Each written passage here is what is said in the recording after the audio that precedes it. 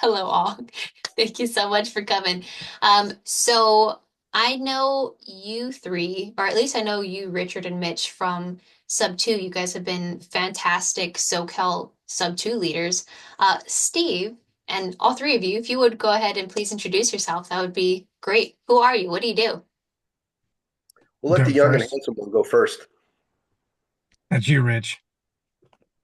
Me, okay. Thank you, goats. I was called Steve and Mitch the goats. I'm a mini me goat. My name is Rich. My name is Richard. I've been in sub two for almost 5 years now. Actually, I joined. Actually, three of us here.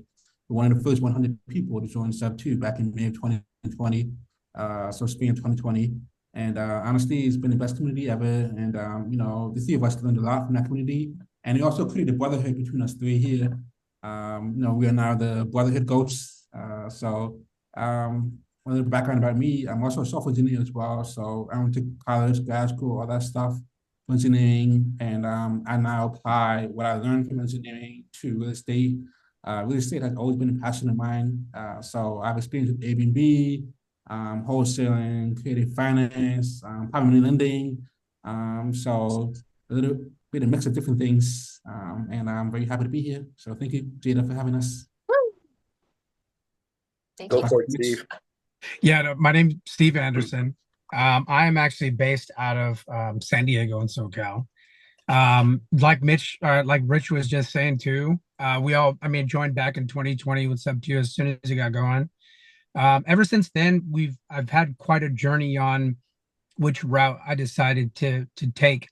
And during that journey, we've kind of molded into a construction company, right? So just fast forward to now, I own a general contracted construction company in San Diego that specializes in new builds and retail remodeling as well.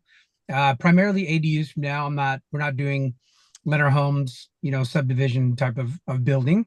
But creative finance wise, we use those tactics to obtain the properties to either fix and flip or novate, fix and renovate the properties. And then also I use creative finance just as a major tool for my personal portfolio now. So typically these days with a lot of sub twos, I'm purchasing for to keep in house for cash flow. But yeah, that's kind of the background of where we are, and then a little fast forward to where we are now. And then it's very nice to meet you too, Jada. Hello. Thank you. On to Mitch. Great.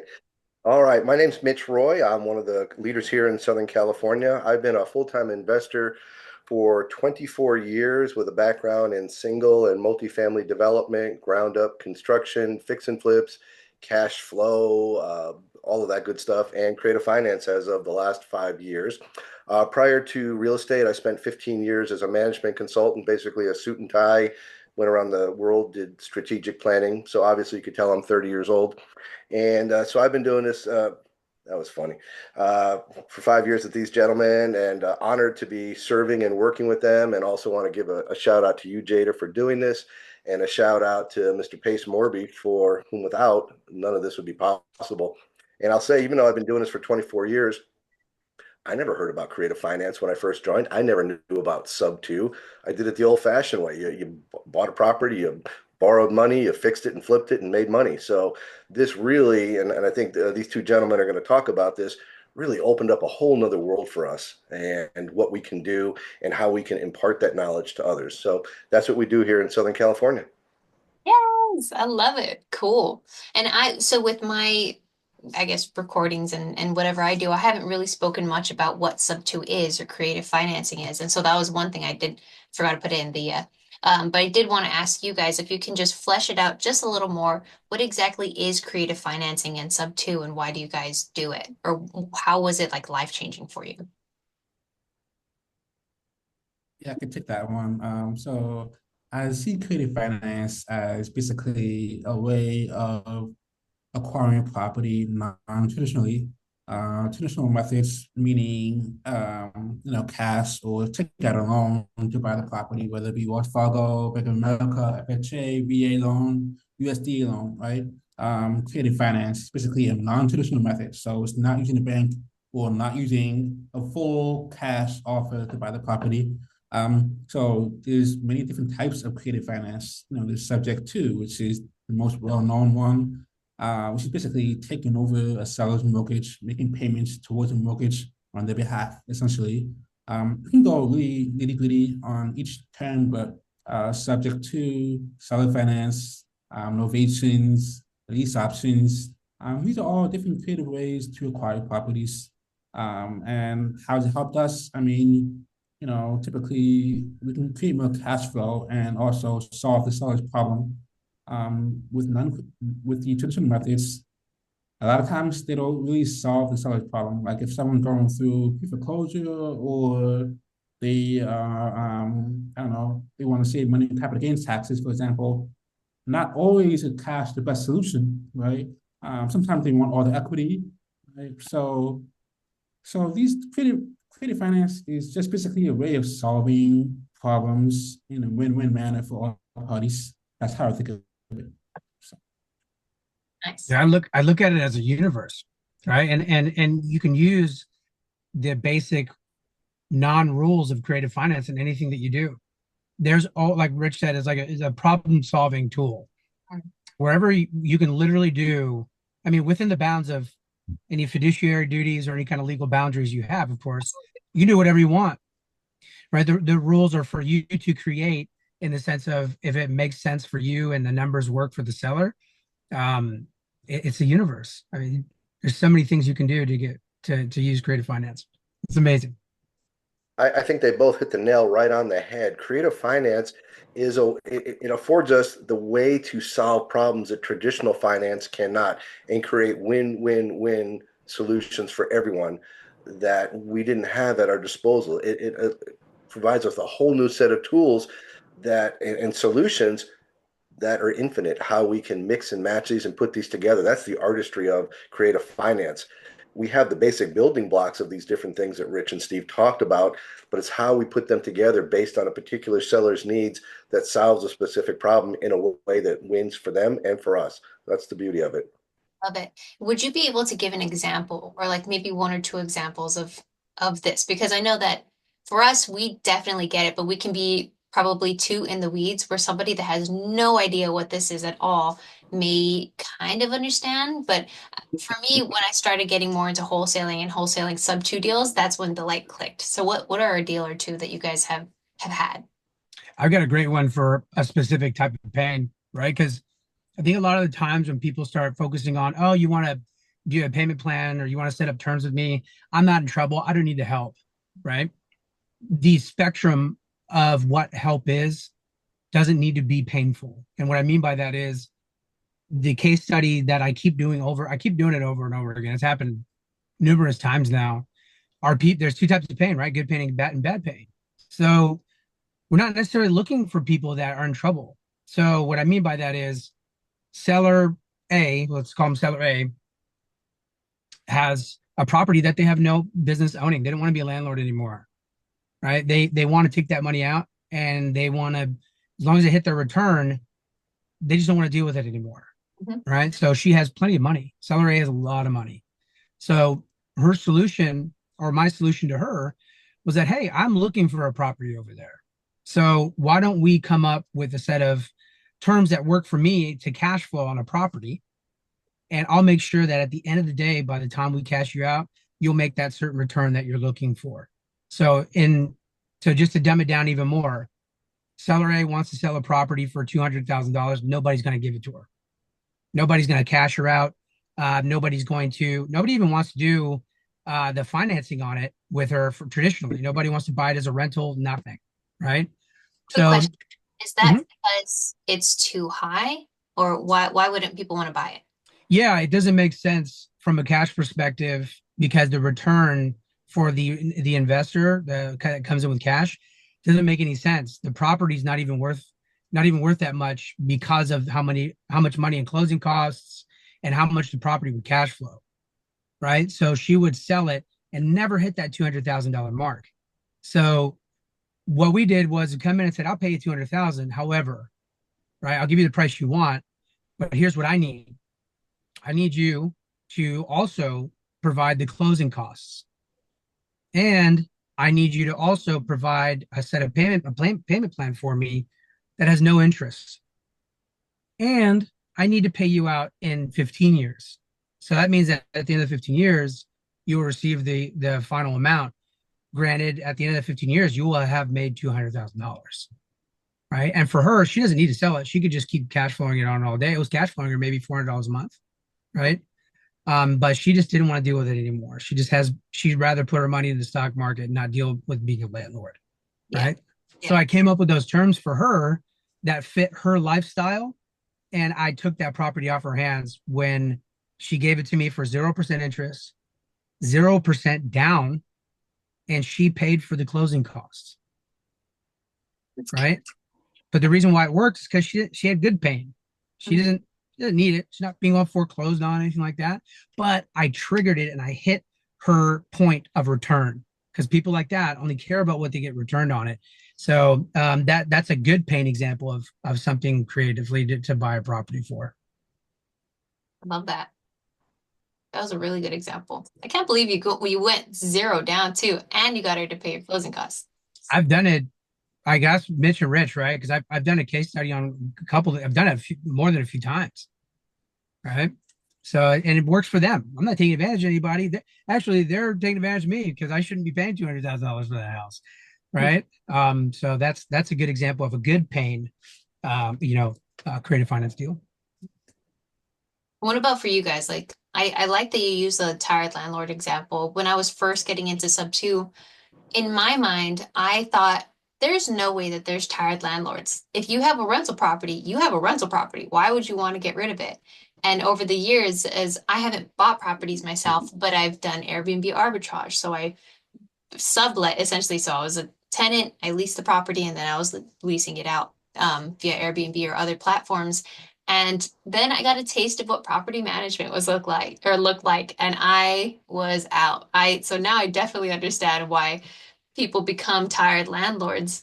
So I love that good pain example. Do you guys have an example of like a bad pain, like maybe somebody had to move for work or Yeah, definitely. I think that one. We were working on a property where the seller was in pre-foreclosure. She actually had a auction date 10 days away, and we decided to help her stop the auction and take over the mortgage sub two. We also consulted with the homeowner assistance fund. So during COVID, there was a federal fund that granted homeowners, to pay for the arrears. And this is a grant, this is not a loan, right? So there was money available. So we helped her, get approved for the homeowner assistance fund. This is in Arizona, by the way, Arizona City. And she was approved, she was accepted. And she actually got the arrears paid off. She had about 26,000 in arrears. And the homeowner assistance fund granted the 26,000 plus 3 months of payments on top of that as well. 3 months of payments. So we essentially came to the property with pretty much no money down. We gave the seller about $500 to walk away for moving costs and things like that. And she was very happy because she was getting ready to, walk away with nothing. So she was happy to have money in the pocket and also help with moving costs, but also save from foreclosure on the record, right? So she's very happy. And with that property, we ended up wrapping it to an end buyer, to a homeowner who's living in the property now. So the interest rate on that mortgage was about 4.6, 4.7. I'm not sure, I can't remember. And we wrapped it for I think about 7 or 8%. I can't remember the exact number. So we are cash flowing in the first 18 months. We're cash flowing $2,100, I believe it is, a month, because we also finance the down payment as well. So the buyer have a construction company, and he had good money that he was making, but he didn't have the funds for the down payment at the time. And we also qualified him through a residential mortgage loan originator to make sure that he can actually afford to make those payments, right? If I'm wrapping the property to an end buyer, I want to make sure they can afford to make those payments and they won't default. So we decided to, finance a down payment, and we'll cut from $2,000 a month in the first 18 months. And then after 18 months, it dropped down to $644 a month. And mind you, we're not doing any property management, we're not getting called anyone at night. This is straight cash flow for 30 years. Because So he's buying the property, right? That's why you don't do the maintenance. yeah, he bought the property, right? So I'm just a note holder. I'm just a bank, essentially, right? I'm just a bank at this point. So it's a great deal for us, not having to manage the property for 30 years. We also have equity in the property as well. We have I think about 40, 50K in equity in the property as well. So it's a sweet deal. It's a win-win for everybody. The buyer is getting a great deal because they have a construction company.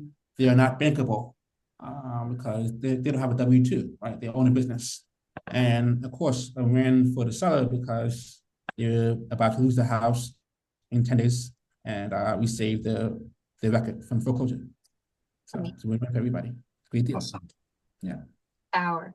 So what are some of the biggest mistakes that you've seen new investors make trying to get into the creative finance field? I'll go with Mitch. I just got off a phone call a little while ago with investors. We're doing a multifamily deal. They are using a private money lender, and that private money lender wanted them to put 175,000 up front. I'm like, ooh, don't do that. Don't do that. The rate was pretty low. They didn't vet him. I think it's going to be okay, but things like that. Pace always says buyers are liars, sellers are worse. Always protect yourself. And that's why we always tell new students, partner up with someone, work with a guy like Steve or Rich or someone who's been doing this a while. I mean, I've been doing this 24 years. I literally consider myself a newbie because I'm learning new things every single day. I learn how much I don't know. And even the things we were doing a year ago, we don't do it anymore. The market's always changing. So you have to be learning and growing. And that is a problem. I won't say it's a big problem, but knowing who to trust, knowing who to vet. When I do deals with people, I like to date them first before we partner on deals, meaning let's do some deals, let's close some deals, let's see what you're like under pressure. Let's see when things are going wrong, how do you act? Are you honest? Are you trustworthy? Guys like Steve and Rich, I'd give them my bank account.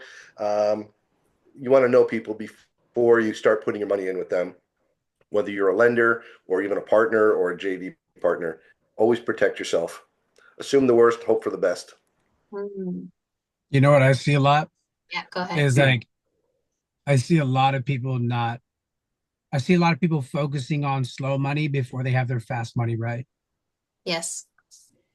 I see two things, right? There's two. I usually if somebody's newer and they're just like, if you say, "Hey, can I get on a call real quick?"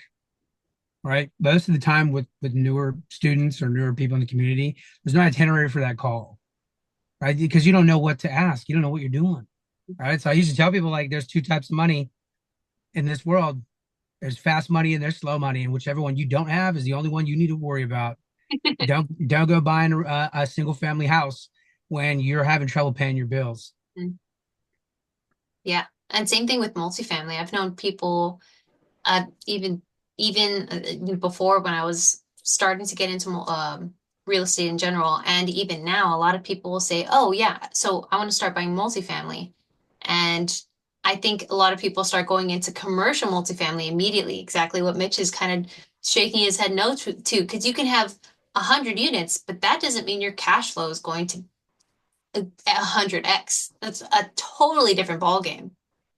True, for sure. And you know what? I did want to say too, real quick about just creative finance. Mm, I want to plant this seed out there for whoever's listening.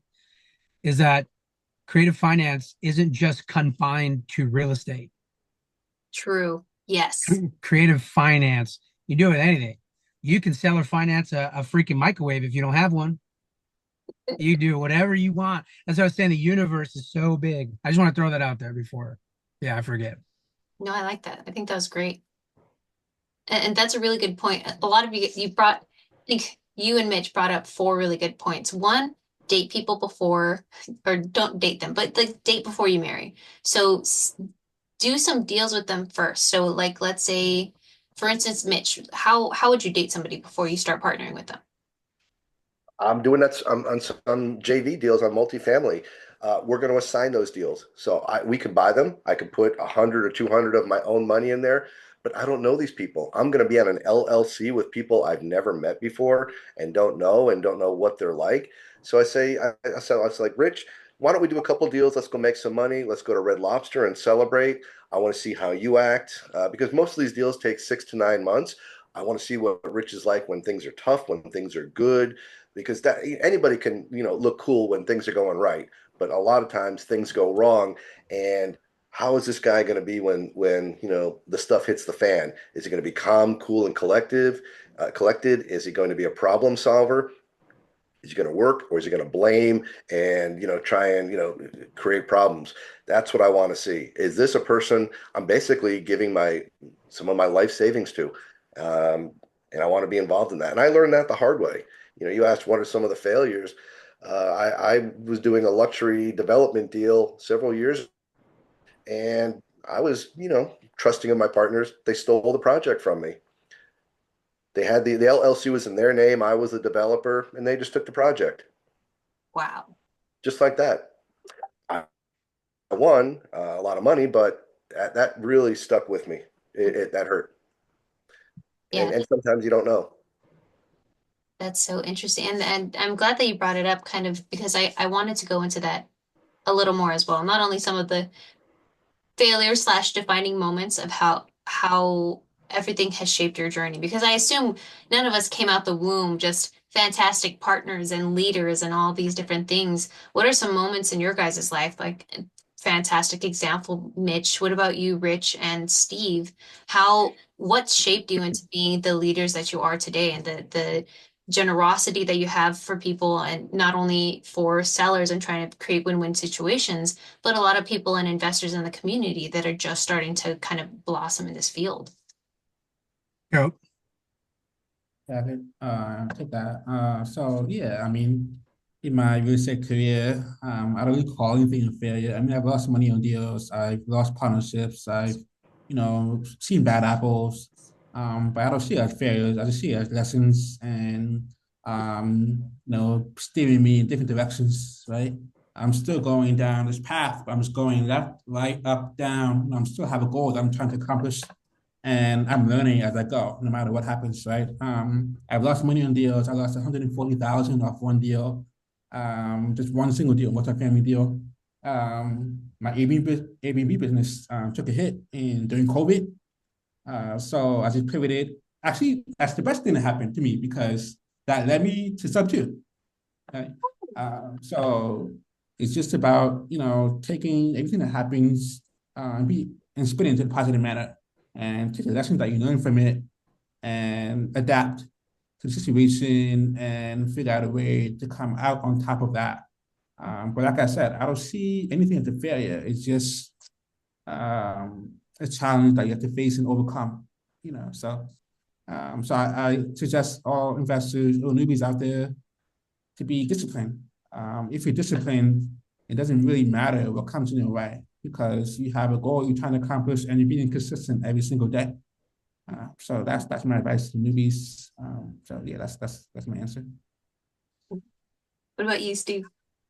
Um, I think what's led me to being the go-giver that we're all aspiring to keep to be and to continue to get better at is taking taking the losses, being flustered, not knowing where to go, and the community, right? So the losses and not knowing where to go.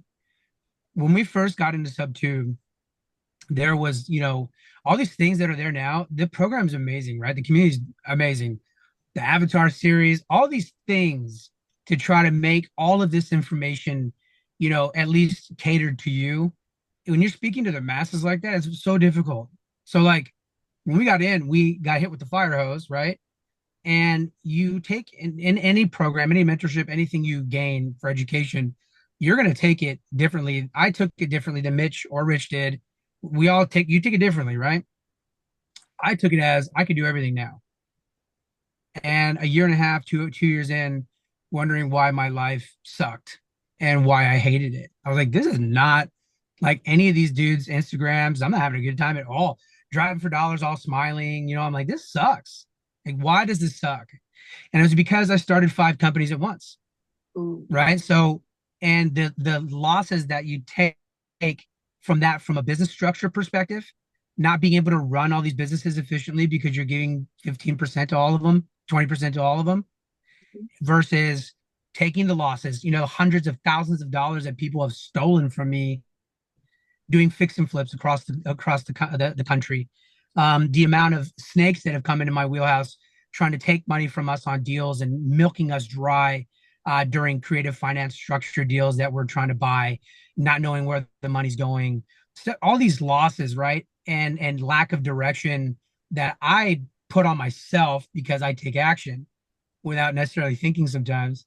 Mhm. Um, that's what makes me give the specific conversations that I have with newer investors, because I wish somebody would have told me these things that catered to me. But you couldn't, right?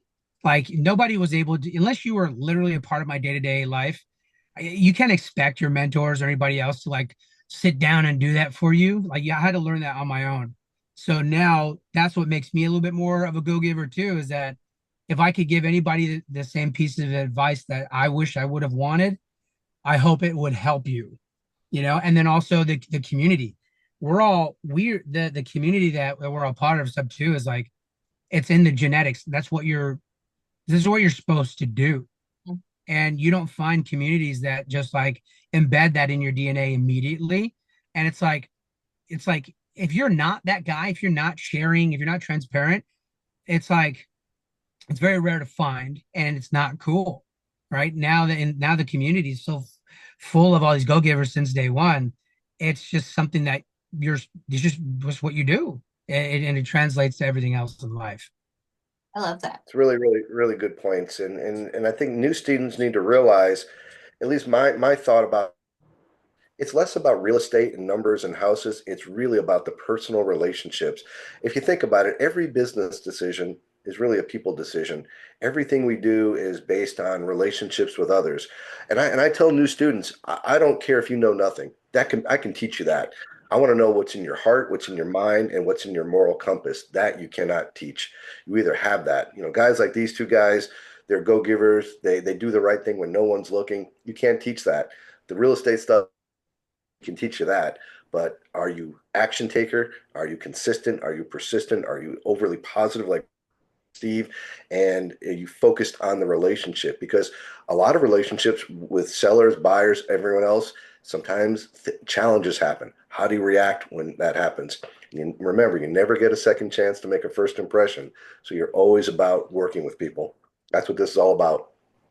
I love I love everything that you guys have been pointing to in this video as well, because a lot of it isn't really tactical. Like you guys aren't talking about how do you negotiate with sellers. I mean, Steve kind of did, which is also really good, but there's not talk about like these are the specific contracts you need and X, Y, and Z. These are the business structures because exactly what you're saying, like everything starts with people. And I think that's a lot of what I want this podcast and the people that I talk to go through, and that this happened to be more real estate focused, which usually it's not. But either way, it's real estate focused, but also growth and like mindset focused as well. And that's kind of the point of what I want to do. I think I have been fortunate enough to meet all of you so early on, and I grew up with some pretty fantastic parents that were really on it on at least teaching me about emotional intelligence and like Rich was saying, having a positive mindset and spinning things into, okay, well,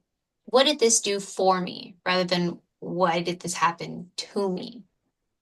So thank you. Thank you for such, I really enjoyed all of the topics that you guys have brought up. Question that I have, kind of going back to how you guys are leaders in this community, how did you find and develop strong relationships, and how did these relationships, or what kind of skills did you utilize to become the leaders that you are now and the leaders that you'll continue to grow into? Mine's easy. Mine's quick Go. because it's all in the vibes. Okay. if you have, when you sometimes you have those conversations with people that just feels forced, and you're just like, like you just, it's hard to like have that back and forth. I'm a pretty sociable guy, I mean, ask my wife, I'm like, I can't shut up, right? But if those vibes are good and you can really like get a good grasp on people, and if they're actually good people, like their soul is good, that's led me down a lot more bright walkways than dark. So I like that. That's almost like equestrian therapy. Like when you're around horses, horses are very, very in tune with energies and vibes. And if you aren't, I think it's like if you look at them in the eye and look away or like look at their feet, like you don't know what to look at, you have that energy of like nervous or it's a different energy. And they're like, they stay away from you. They don't want to be around you. So I kind of like that you take that approach where it's more innate and like how do you feel when you're talking to these people? yeah, that's what I do right now. Now, of course, there's other specific things I could dive into, but that's the gist for me. What Yeah. about you, Rich? Yeah, I was gonna say, I agree with Steve. I'm a positive vibes only kind of guy. I also love to bounce off energy of other people. So if I see somebody's energy's off, then I kind of, be a little bit wary about those kind of people. But I like to have very positive energy, high energy. I like to be around those kind of people and people that I can trust and people that have the same moral compass that I have. These two guys, Mitch and Steve. That's really important to me. I think that's one of my core values. So I align with people who have the same core value that I have. And having good vibes is one of those core values too. Like trust, integrity, loyalty, honesty, those kind of things. So and I have to thank my parents too. My parents taught me very well. They taught me. They made me who I am today, and I'm very go-giving. I have a great heart, and I love people being around people that are kind of similar to who I am and have the same, you know, positive. I'm very positive. Anything that's drama or negative, I'm like, go away from me. You know what I'm saying? So I just love being around positive people. That's all. So yeah. Yeah, what about you, Mitch? Well, I echo what my two brothers here said. I agree. It's all beautiful, great stuff. And to answer part of your question about what does it mean to be a leader, part of it is, uh, and I'm still a work in progress, and I always will be till the day I die, learning and getting better. I always believe I can learn something from someone else. But our focus as leaders, and I think my two brothers here will echo this, it's about a belief in giving back and helping others. I truly love to help others. And a lot of times, new students are so scared. And I look them in the eye and say, we're going to walk through the fire together. Because for me, there's no fear. There's absolutely no fear because I firmly believe we can do anything we set our minds to. It's all about mindset and moving forward, and the options are out there. And so when we're JVing with new students, we like to mentor them. We like to teach them. We hold their hand. We walk them through it, and we educate them. I was literally talking with a gentleman yesterday. He's like, "Oh man, this is all great stuff." Blah blah blah. I said, "Remember this day because in a year you're going to be talking to a new student, and you're going to remember this because I want you to pass it on." So it's about looking to solve problems, helping others, seeing a vision, and then taking the action and getting everyone excited about that. Pretty much what Pace does. If you think about it, we're taking a playbook from Pace's book. He had a vision and he got all of us excited about that. And we're all building that with him together. And that's the beauty of it. I like that. I love all the answers and I'm very I watch a lot of like Alex Hormozy and Layla Hormozy and Cody Sanchez and a lot of these big business people that at least from what they put out, I resonate with very much so. And that's a lot of what they say as well. It's you want to provide a vision for those around you and you want to get them it's excited about the vision so that they walk with you. And that's usually a pretty positive vision, which it feels like that for the sub two community and for you guys and I'm assuming in your business. So thank you for that. And Those that vision is not just about, and a vision is not just about making money. It's answers. about believing in yourself and believing that there's no limitations other than those that you put in your mind and that you can achieve anything as an individual. I love that. That's amazing. Yeah. I I feel like growing with up with my mom and my dad, they both started getting into how they they believe that everybody should have some sort of housing. And throughout my childhood, we would talk about these every now and then. And so I used to think, oh, well, I would love to buy properties, but not just have them as rental properties. I would love to, if people can rent to own, that'd be great. And so when I saw Pace and how he wanted to start doing that, and he's been mentioning it more and more, I just feel like that's amazing. Kind of like what you're saying. I mean, there's a business and making money part, but you're providing home ownership to so many people. And for me, that's a vision that gets me excited. So I'm thank you for pointing that out. I like that. Ah, yay. Okay, cool. Well, I don't want to take up too much of your guys' time. And I also have, like I was mentioning, a free Zoom account. So we have a minute left. So thank you guys so much for coming on. I'll leave everybody, or if you guys would like to leave whoever watches this, which would probably be me and my mom and whoever else comes upon it later, what's one thing that you would leave people with? We'll start with who I have going like this. We have Rich, Mitch, and Steve. Go ahead, Rich. All right, I'll make it very quick because we have, I think, less than a minute left. So I'll just say, do it now. That's one mantra I say to myself every day. Do it now, do it now, do it now. And that helps you get away from shiny object syndrome and helps you overcome any, things that you're thinking about. Oh, should I do this? Should I do that? Just do it now. Okay, so do it now. Okay, Steve, go next. Draw your roadmap. You wouldn't hop in your car and just drive aimlessly. Draw your roadmap and take action. Mitch. Love it. Mine is take step one, even when you don't know what step two, three, and four is. Once you take step one and step into it, step two, three, and four will present themselves. Face the fear and walk through it.